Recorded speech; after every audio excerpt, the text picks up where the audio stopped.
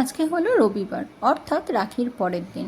আগের ভিডিওতে যেমন বলেছিলাম আজকে দাদারা আসবে আমার বাড়িতে লাঞ্চ করতে, তাই সকালে উঠেই ভালো করে রেডি হয়ে নিয়েছি, নিজে স্নান টান করে রান্নাও অলমোস্ট, রান্নাঘরও পরিষ্কার হয়ে গেছে, ঘরগুলো একটু ঠিকঠাক করে নিয়েছি।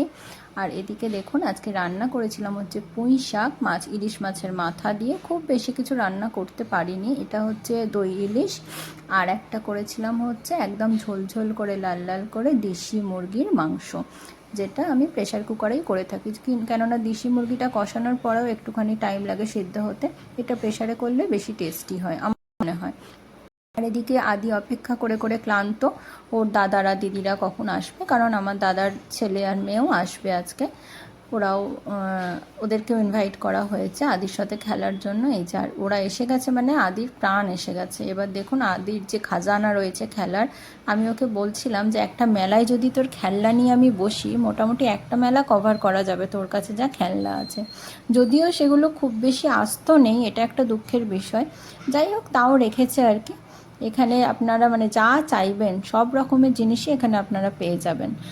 আর ওরা এখন খেলতে ব্যস্ত, ততক্ষণ আমি দাদাদের খাবারগুলো রেডি করে নিচ্ছি। আজকে রবিবার হলেও আজকে ওদের একটু বেরানোর আছে, এক একজনের এক এক রকম কাজ আছে, তো সেই জন্য আমি আর দেরি করব না। ওরা প্রায় 1টার মধ্যে চলে এসেছিলো, আর আমি খাবারগুলো রেডি করে নিচ্ছি। এখানে পুঁই শাকটা কড়াতেই রেখেছিলাম যাতে গরম থাকে, এবার নাবিয়ে নিচ্ছি আর বাকি বাটিগুলো সাজিয়ে নিচ্ছি।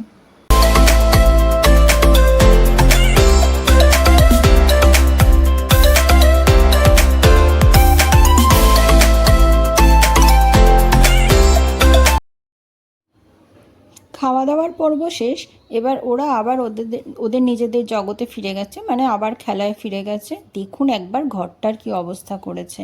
ওদের আমি একটা টাস্ক দিয়েছিলাম যে ঘরটা গুছিয়ে তারপর আমার বেডরুমে যেতে, কারণ এই ঘরটা এসি নেই, খুব গরম ছিল সেই দিনকে, ওদের পক্ষে এতক্ষণ খেলা পসিবল না। আর এমনিই বাচ্চাদের একটা নিয়ম আছে, ওদের একটা জায়গা খুব বেশিক্ষণ পছন্দ হয় না।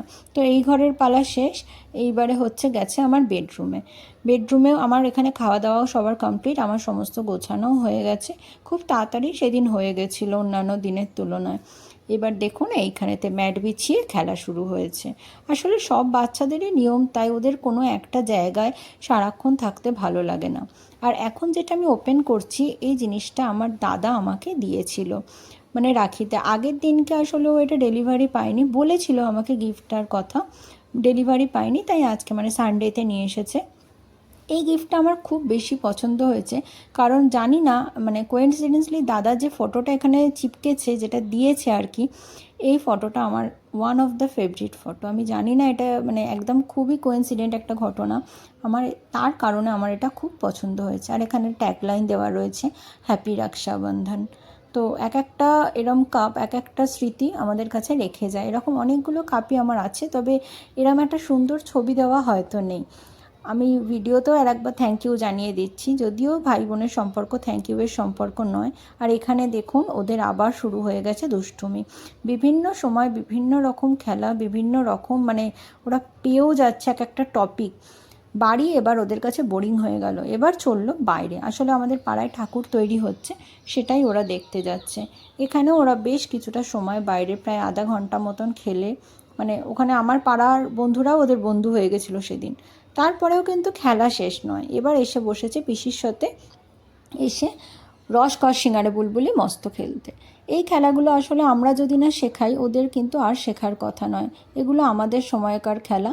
আর এখানে জুলির পড়েছিল রস, গোগর পড়েছিল মস্ত, আমার ছেলে সিঙ্গারা যে আউট হয়ে বসে আছে, আর আমার পড়েছিল বুলবুলি। মস্ত আউট হয়ে গেল, আবার বুলবুলির কাছে হেরে গেল। এইভাবেই খেলা প্রায় সেদিন অনেকক্ষণ, প্রায় 7টা অবধি খেলা চলেছিল। আর জুলি এবার বাড়ি যাবে, ওর আসলে চলে যাওয়ার কথা ছিল 4টের সময়, সেইটুখানি আমি আটকে সেটা 6:30 করতে পেরেছি।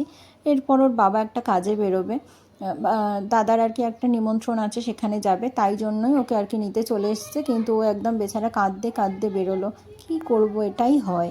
তো আজকের মতন ব্লগটা এখানেই শেষ করলাম। সবাই ভালো থাকবেন, সুস্থ থাকবেন।